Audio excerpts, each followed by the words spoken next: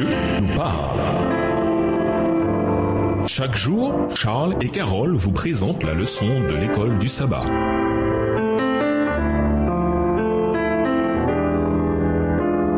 Bienvenue dans votre émission Dieu nous parle. Voilà, leçon de mardi. La nouvelle alliance a un médiateur supérieur. Lisons Hébreux 8 et versets 1 à 6. Pourquoi Jésus est-il un médiateur supérieur? Hébreux 8, les versets 1 à 6. Le point capital de ce qui vient d'être dit, c'est que nous avons un tel souverain sacrificateur qui s'est assis à la droite du trône de la majesté divine dans les cieux, comme ministre du sanctuaire et du véritable tabernacle qui a été dressé par le Seigneur et non par un homme. Tout souverain sacrificateur est établi pour présenter des offrandes et des sacrifices, d'où il est nécessaire que celui-ci ait aussi quelque chose à présenter. S'il était sur la terre, il ne serait pas même sacrificateur, puisque là sont ceux qui présentent les offrandes selon la loi, lesquels célèbrent un culte, image et ombre des choses célestes, selon que Moïse en fut divinement averti lorsqu'il allait construire le tabernacle. Et soin lui fut-il dit de faire tout d'après le modèle qui t'a été montré sur la montagne. Mais maintenant, il a obtenu un ministère d'autant supérieur qu'il est le médiateur d'une alliance plus excellente, qui a été établie sur de meilleures promesses. En grec, le terme messites, médiateur, vient du mot mesos, milieu, et dénote celui qui marche ou se tient au milieu. C'était un terme technique qui renvoyait à une personne qui remplissait une ou plusieurs des fonctions suivantes. Premièrement, arbitre entre deux parties ou plus. Deuxièmement, négociateur. Troisièmement, témoin au sens légal du terme, ou quatrièmement, celui qui se tient comme caution et qui garantit ainsi l'exécution d'un accord. En français, le terme médiateur est une traduction trop restreinte du messites d'hébreu, car il ne tient en compte que les 2 ou 3 premiers sens du terme grec. Alors qu'hébreu met l'accent sur la 4e fonction, Jésus n'est pas conçu comme un médiateur au sens où il règle un conflit entre le Père et les humains, ou comme un pacificateur qui réconcilie des parties mécontentes, ou comme un témoin qui certifie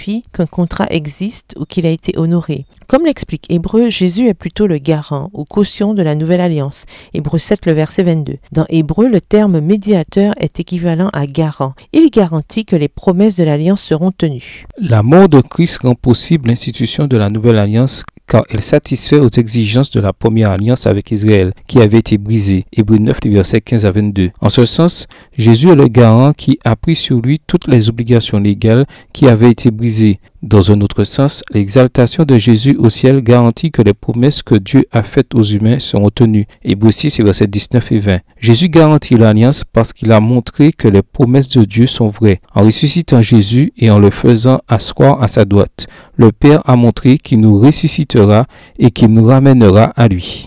Jésus est un médiateur plus grand que Moïse car il sert dans le sanctuaire céleste et qu'il s'est offert en sacrifice parfait pour nous. Hébreux 8, les versets 1 à 5, Hébreux 10, les versets 5 à 10. Le visage de Moïse reflétait la gloire de Dieu. Exode 34, les versets 29 à 35. Mais Jésus est la gloire de Dieu. Hébreux 1, le verset 3, Jean 1, le verset 14. Moïse parlait avec Dieu face à face, Exode 33, le verset 11. Mais Jésus est la parole de Dieu, Hébreux 4, les versets 12 et 13. Jean 1, les versets 1 à 6 et Jean 14. Oui, Christ a satisfait aux exigences de l'alliance en matière d'obéissance. Vu sous cet angle, quel est le rôle de l'obéissance dans notre vie et pourquoi demeure-t-elle si importante? Au revoir. Et à demain si Dieu veut.